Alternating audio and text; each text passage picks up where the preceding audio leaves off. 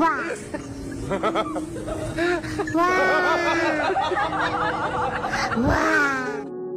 স্বামী যখন পছন্দের হয় না তখন স্ত্রীর নজর থাকে পরপুরুষের দিকে, আর সেই নজরের কালো দৃষ্টিতে ঢেকে গেছে পলাশ সারা প্রাণ।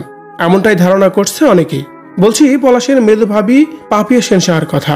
পলাশ ঘটনার পরে একে একে তার সকল কর্মকাণ্ডই যেন উঠে আসছে সোশ্যাল মিডিয়ায়। এবার নিজের বিয়ের ভিডিও চিত্র নিয়ে নেটিজেনদের টোপের মুখে পড়েছেন পাপিয়া সেন সাহা।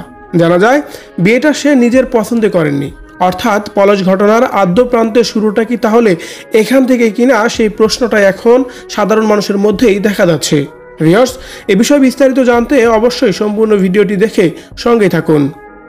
পলাশের ঘটনার পরে তার বৌদি পাপিয়া সেন সাহাকে নিয়ে আলোচনা সমালোচনা কম হয়নি সোশ্যাল মিডিয়ায়।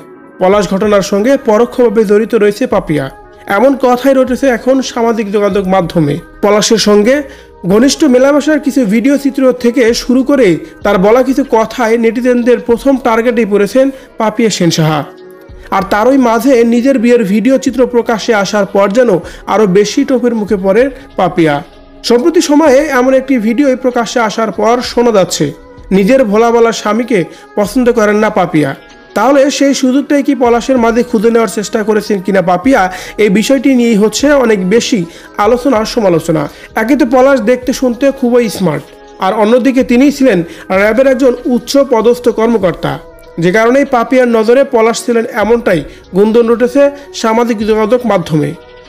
একাধিক সোশ্যাল সাইট থেকে শোনা যাচ্ছে পলাশের জীবনে যেন কোনো নারী না আসে, সেই চেষ্টাই ছিল পাপিয়ার, যে কারণে শেষ পর্যন্ত শাশুড়িকে কানপড়া দিয়ে পলাশের জীবন থেকে সুস্মিতাকে তাড়ানোর পায়তারাই করেছিল পাপিয়া। কিন্তু সুস্মিতার আগের যে পলাশই চলে যাবে তাকে জানতো।